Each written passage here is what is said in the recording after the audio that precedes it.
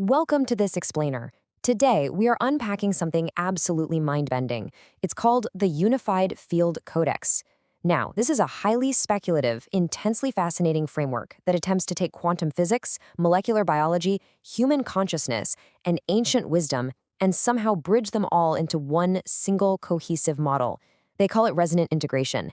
And honestly, whether you view this as a literal map of reality or just a really profound metaphorical system, it offers us such a unique lens for viewing human existence. Let's get right into it. Here's a quick look at our roadmap. We'll start with the fragmented world, move into the unified field, explore the living interface, reflect on the ancient mirror, break down the reintegration protocol, and finally, we'll peer beyond the veil. Section 1. The fragmented world. We're going to begin our journey right here in the relatable present. We live in a world of chronic stress, constant algorithmic distraction, and fragmented attention. Humanity is really searching for meaning right now. And the Codex frames this modern crisis through two very different states. First, you have natural polarity. That's dynamic oscillation, basically the biological homeostasis of a healthy nervous system that naturally moves back and forth between rest and action. But modern life? It's forced us into what the Codex calls an inverted polarity. This is a locked state of chronic stress. It's where algorithms and sensory overload completely divide our attention and essentially trap our nervous systems in a constant fight-or-flight pathology. We are, quite literally, stuck. Section 2. The Unified Field. Let's see how this ties into the Codex's central proposition about the very fabric of our universe. So, the Codex defines reality not just as physical matter or invisible energy, but as recursive resonance patterns. It's proposing that consciousness doesn't magically create reality out of thin air. Instead, it acts more like a participatory tuner. Think of your consciousness kind of like a radio dial, right? It actually shapes which of the universe's infinite potentials collapse into your actual lived reality, all based entirely on the frequency of your attention. To ground this, the framework actually roots its philosophy in established quantum physics. It draws heavily on concepts like wave-particle duality, where observation itself collapses potential into reality. It points to the zero-point field, which proves that at the smallest microscopic scales, empty space isn't empty at all. It is buzzing with infinite potential energy. It uses quantum entanglement to suggest that the universe is fundamentally non-local and unified. And it highlights how, in modern physics, matter itself can basically be understood as standing waves of frequency. So the Codex takes these wild but established scientific facts and uses them as the bedrock for its expansive, speculative worldview. Section 3. The Living Interface. Now, this is where things get really interesting because we're transitioning from theoretical physics directly into the biology of the human body. Okay, we really have to carefully distinguish the established science from the speculative interpretation here. Biologically, it is a proven fact that the human heart emits a measurable electromagnetic field. We know DNA holds incredibly complex data, and we know the vagus nerve regulates our stress response. But then the Codex takes this massive, absolutely fascinating metaphorical leap. It interprets the heart not just as a biological pump, but as a consciousness transmitter. It actually proposes that human DNA is a literal antenna tuning into cosmic information and suggests our nervous systems are all connected through invisible morphic fields.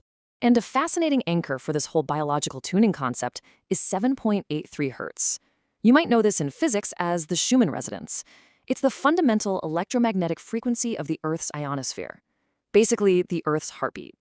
The Codex suggests that this exact frequency is the optimal state for human brain coherence, and that our modern disconnection from nature has quite literally untuned us from our home planet. Section 4. The Ancient Mirror. This brings us to a super compelling historical question. If human biology is an antenna, how did ancient civilizations try to tune it before they had modern science? Well, according to the source material, the answer lies in secret geometry. The Codex argues that these historical symbols aren't just primitive art, they're actually cognitive software. They act as compression algorithms deliberately designed to organize human attention and make it resonate with natural frequencies. For example, the circle represents unity. The spiral maps perfectly to organic growth and DNA. The cross symbolizes the integration of opposing forces, and the hexagon represents structural harmony. The idea is that by focusing on these symbols, ancient humans were essentially using visual tools to deliberately tune their internal biological frequencies. Section 5. The reintegration protocol. So, how do we pull this incredibly dense, sweeping theory into practical reality today? The Codex outlines a behavioral system for restoring our physical and psychological coherence. It's called the reintegration protocol, and it relies on highly actionable steps to break our acute modern addiction loops. It starts with digital fasting, taking at least 60 minutes completely screen-free to let your nervous system reboot. It includes cold water exposure and heart breathing to physically yank the nervous system out of chronic fight or flight and activate the calming vagus nerve. And it also demands daily sunlight exposure and physical grounding in nature to reset our circadian rhythms back to that 7.83 Hz Earth baseline. The core philosophy driving all of these steps is this concept of attention as architecture. By intentionally fasting from digital distractions and fiercely focusing our attention, we actually act as the architects of our own neural networks. We take all that scattered, fragmented noise of the modern world, and we actively reorganize our biological energy back into a powerful, stable, singular resonance. Section 6. Beyond the Veil. In our final section, we have to confront the Codex's most extreme, esoteric, and mystical claims regarding human potential. The text of the Codex speaks of some pretty wild stuff: literal antigravitanic transcendence, escaping frequency-inhibiting grids, and DNA light-body ascension. Now, while the text presents these as physical mechanics, the most grounded, practical way for us to interpret these hypotheses is as a profound symbolic language. Think about it. Anti-gravity translates perfectly to releasing the heavy psychological burdens of modern life.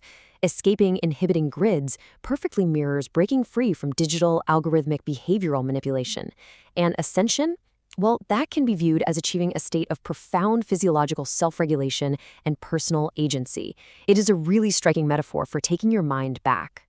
This quote reminds us of the core premise of the entire framework. Reality is not made of matter alone, but of resonance patterns. Whether you decide to view this unified field framework as literal, hard physics, or just as a really rich spiritual metaphor for psychological health, the end result of cultivating intentional, coherent attention is undeniably real. When you change your focus, you literally change your biology. I want to leave you with a final thought to ponder. As you look at this wild intersection of quantum mechanics, biological rhythms, and ancient symbols, ask yourself, what potentials will you choose to collapse into reality today through the sheer power of your own focused attention?